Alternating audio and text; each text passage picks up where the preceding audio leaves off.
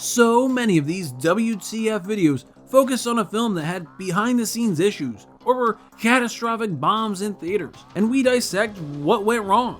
But every so often here at Joblo, we like to examine what went right with a movie. In 2019, a movie seemingly came out of nowhere to become a cultural milestone that not only sparked controversy, but also broke records. Sit back and put on a happy face as we figure out what the happened to this movie.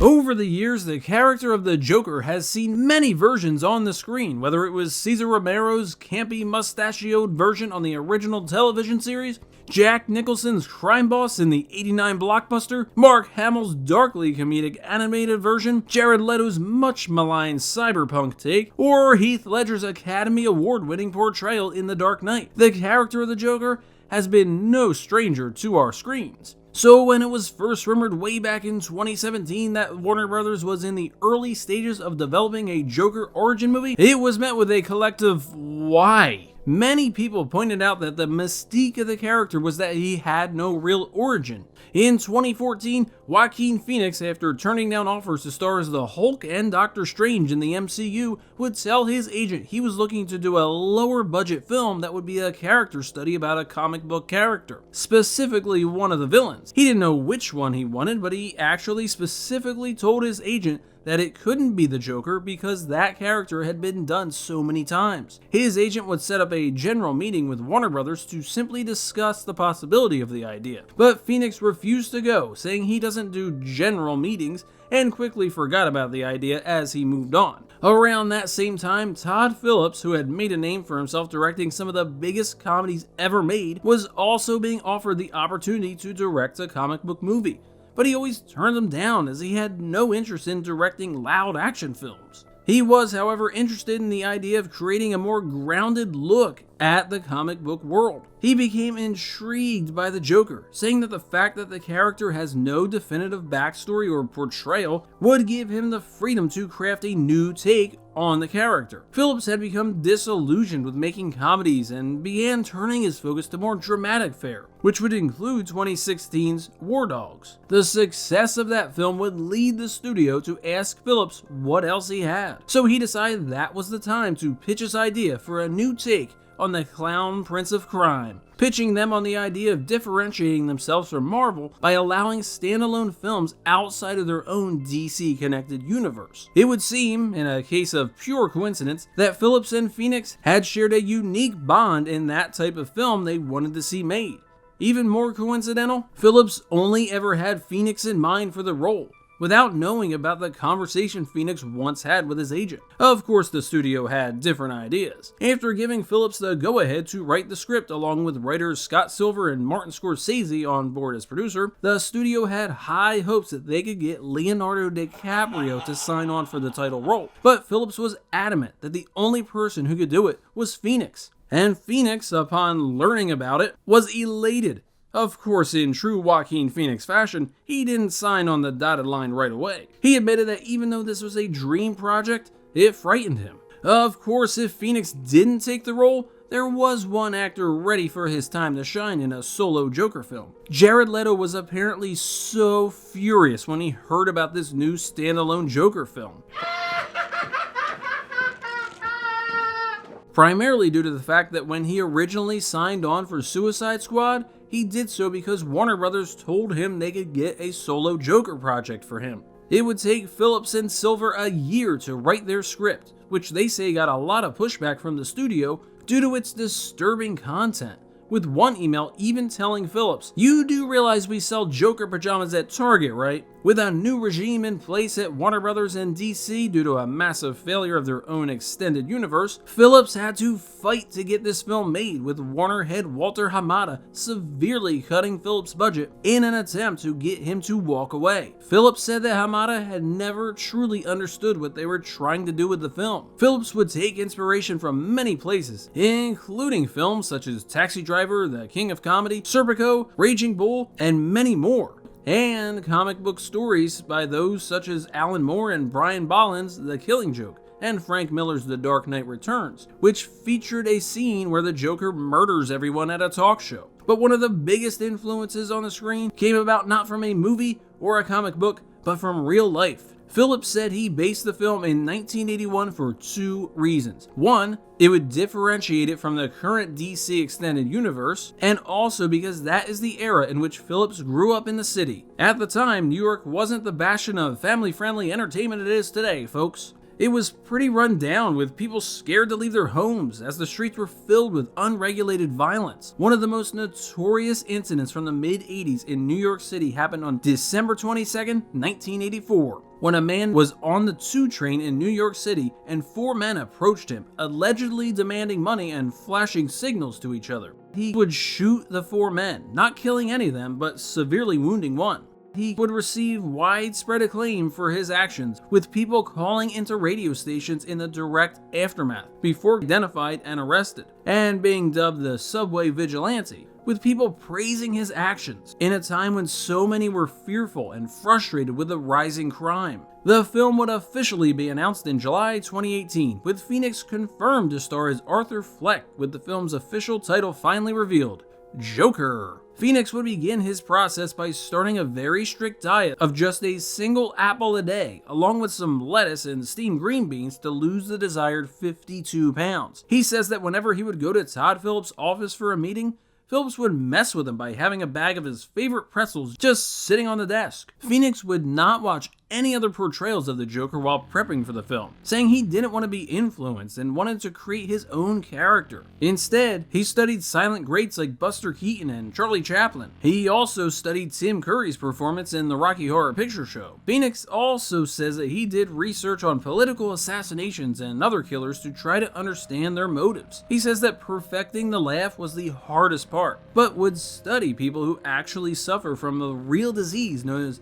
pathological laughter, while Phillips would tell him that the laughing was more painful to Arthur than anyone else. The cast would soon fill out around Phoenix, with Zazie Beetz signed on to play Arthur's perceived, and we do mean perceived, love interest. Frances Conroy would sign on to portray Arthur's mentally ill mother, after the producers offered the role to Frances McDormand, who turned it down. Brett Cullen would take on his second Batman universe role after appearing as a congressman in The Dark Knight Rises, this time playing Thomas Wayne in a role that was originally meant to be played by Alec Baldwin, who was forced to drop out just 2 days after accepting due to scheduling conflicts. Justin Theroux would take an uncredited cameo as the guest of Murray Franklin's, who Arthur mimics in preparation for his own appearance. Speaking of Murray Franklin, Robert De Niro would sign on the dotted line to join the film after he was able to work it out with his schedule shooting The Irishman. That same film would be the reason Martin Scorsese would ultimately leave Joker as producer, as he felt he needed to put his focus into making that film. Filming would kick off in September 2018 in New York City under the disguised title of Romeo, and go through December 3rd. There would be a few hiccups along the way, including a brief moment of contention between Robert De Niro and Joaquin Phoenix, as Phoenix notoriously hates doing table read-throughs. Phoenix says he hates doing these because he wants to keep his performance spontaneous, and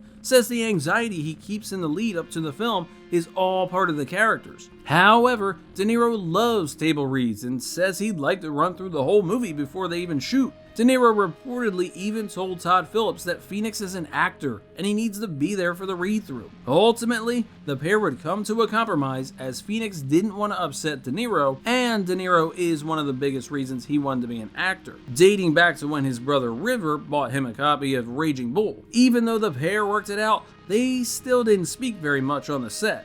Not out of hatred for each other, but out of mutual respect. Of course, after the film came out, De Niro would sing the praises of Phoenix's performance and professionalism on set. That professionalism was sometimes in question though, as sometimes during takes, Phoenix would simply walk off the set, leaving the other actors in the scene baffled as to what just happened, and if they had done something wrong that upset the actor. Phillips would explain to the other actors that Phoenix had simply needed to take a break to compose himself for the intense scenes. But it wasn't just the big-name talent in the film that had issues. Background performers on the film also filed complaints with their labor union, SAG-AFTRA, after being forced to sit on a subway car for several hours at a time, without any sort of bathroom or water breaks. Sadly, it appears these issues are returning for the sequel, as a recent article said that background performers on that film have had similar issues, with reports that assistant directors had been screaming and berating the performers for requesting to use the bathroom. Speaking of bathrooms,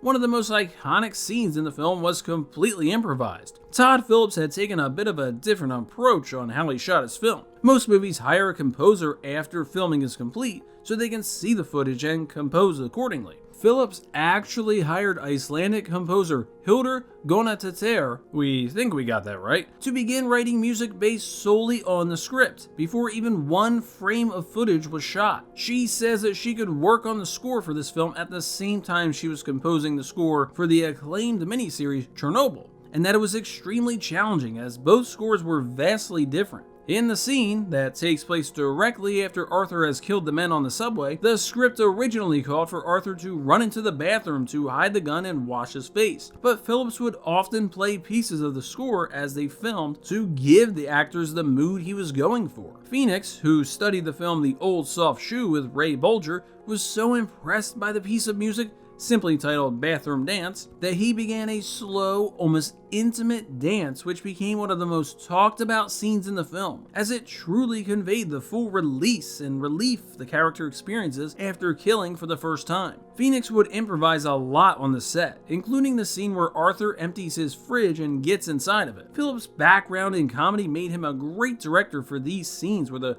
performers go off on their own, while also keeping the camera rolling to capture the spontaneity. However, one thing the production couldn't make time for was reshoots. Due to Phoenix losing so much weight for the role and the strict diet he was on, it became fairly impossible for any reshoots to be done after production wrapped. Beats says that there were a lot of times she'd be handed a new page of script just before filming, as Phillips kept making changes. One of the hardest scenes to shoot in the entire film was actually the staircase dance towards the end. Members of the crew said that New York City has no paparazzi laws. So many times these people would interrupt filming as they just walked right through the scenes. Soon after, grainy images of Phoenix on the staircase would be released on the internet, which annoyed Phillips, so he just decided to release his own high-res pic on Instagram. Those stairs have also become so iconic since the film's release, with many people treating them as a tourist destination, much to the dismay of the actual residents of that Bronx neighborhood. Shortly after the film's release, if you typed in Joker stairs on Google Maps,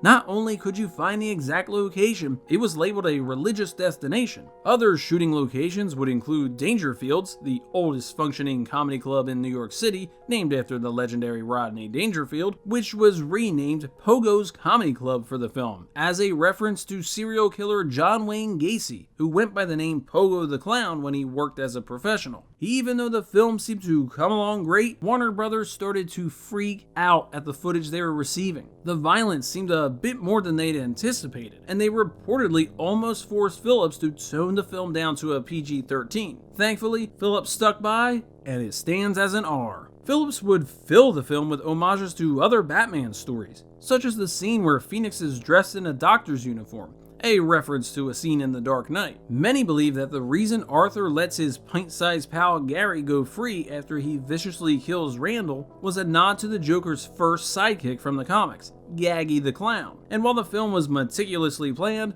plotted, and shot, there is one thing fans have noticed. Every clock in the film is set to 11:11. The internet was rampant with theories as to why that is, including it being a reference to the Bible verse Jeremiah 11:11. Others, however, have said it is proof positive that the entire film takes place inside Arthur's mind. As we saw several times in the film, Arthur is an unreliable narrator who has several delusions throughout the story that are later shown to be fabrications of his own mind. Could it be Arthur was simply in Arkham Asylum the entire time, and the revolution he supposedly started was nothing more than a well-crafted tale from inside his own head? Personally, we hope not. The film would be edited by the soon-to-be Oscar-nominated Jeff Groff, who says that producer Bradley Cooper, yes, that Bradley Cooper, who stepped in as producer after Scorsese exited, would be heavily involved in the editing of the film. Cooper was often the first person that was called if they needed help. One such shot that was ultimately cut was a scene that showed Beats' character still alive, watching the aftermath of the talk show murder on television. In the film,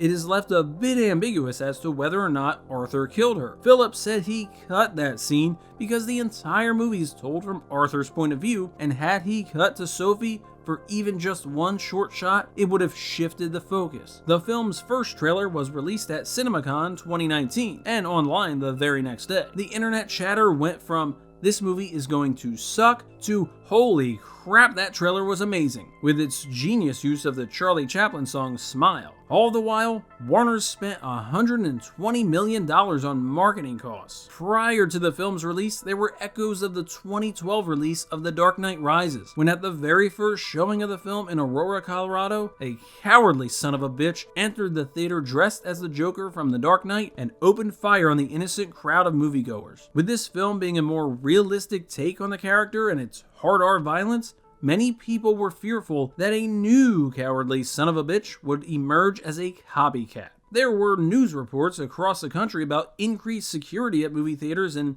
even the United States Army sent out an email warning their service members about potential violence at theaters, saying that the Joker character had emerged as a popular figure among the incel community, which is a group of men who are involuntarily celibate who have been linked to many violent and deadly acts in support of their quote-unquote cause. Deadline even did their own separate investigation and found that the FBI and Department of Homeland Security found no credible threats leading up to the release. However, the theater in Aurora where The Dark Knight Rises shooting happened did not screen the film, after family members of the victims of that tragedy asked them not to. While in New York and Los Angeles, landmark theaters would not allow anyone dressed as the Joker to enter. The fear may have been warranted, yet on October 4th, 2019, Joker was released to the masses, and there was no violence, no shootings, no fights. It actually ended up opening with $96.2 million, making it the best October opening of all time. And just 4 weeks later, it would become the highest grossing R-rated film of all time, on its way to becoming the only R-rated film to ever cross the $1 billion mark worldwide. The film was so popular that Pornhub reported nearly 1 million searches for Joker in the month after its release. Which, to each their own, we guess. Critical reception of the film was a bit mixed. Some would call the film flawless, and that it would have been just as engaging had it not been tied to any pre-existing property, while others found the film to glorify violence, saying that the film was almost like it was validating people who committed heinous acts of violence in our society. Phoenix said that you wanted the film to feel real. He said that when you watch a film like The Avengers, where tens of thousands of people die, you grow numb to the violence and deaths. They have no impact. He would add that anyone who saw the film as glorifying Arthur may have been looking at the film wrong. But one thing everybody agrees on, Phoenix's performance was damn near perfect. Even after Heath Ledger won the posthumous Oscar for his portrayal of the Joker, and many people felt the film was overlooked for a Best Picture nomination, no one really expected Joker to be a huge awards darling. And yet, when the film premiered at the Venice Film Festival and received an 8-minute standing ovation, on its way to winning the Golden Lion, everyone started paying attention. The film would go on to receive 239 nominations, including 14 Joblo Golden Schmo Awards, as well as becoming the most nominated film at the 2020 Academy Awards, with 11 nominations, including Best Picture, Best Screenplay, and Best Director, which officially made Todd Phillips the first director ever nominated for an Oscar for a comic book movie. Phoenix and the composer would go on to win their awards. Interestingly, the film would also receive a Razzie nomination for Worst Reckless Disregard for Human Life and Public Property, which it sadly lost to Rambo: Last Blood. The film would become a political mainstay in anti-government protests around the world. The October 17th revolution in Lebanon found graffiti artists painting murals of the Joker holding Molotov cocktails. During the Chile protests from 2019 to 2022, the phrase, "We are all clowns," was painted at the base of a statue. While in Hong Kong, to combat mask mandates, people would take to the streets wearing Joker masks. The film's ambiguity was one of its biggest strengths. Did we just witness the birth of the Joker revolution, or was it all part of a mentally unstable man's delusions? People love that the film ended on such an ambiguous note, so it became a bit of a hotbed topic when on June 7th, 2022, Todd Phillips took to his Instagram page to release the official cover page of the finished script for the sequel, accompanied by an image of a cigarette-smoking Joaquin Phoenix reading it. The film's subtitle, Folie à Deux, translates to Madness for Two, which made sense once it was announced that Lady Gaga would be joining the cast as Harley Quinn, and the film would actually be a musical. The sequel will hit theaters on October 4th, 2024, exactly 5 years to the day since the original was released. Joker was a film that none seemed to want. Yet, two creative forces, completely separate of each other, desired to make a low-budget film set in the world of comic books that really took a deep dive into the character. In a world where comic book movies based in continuing universes seem to be starting to grow stale, Warner Brothers, along with Todd Phillips and Joaquin Phoenix, took a huge risk in presenting a different vision to the world. The results would be one of the biggest films ever made, and that is what the happened to Joker.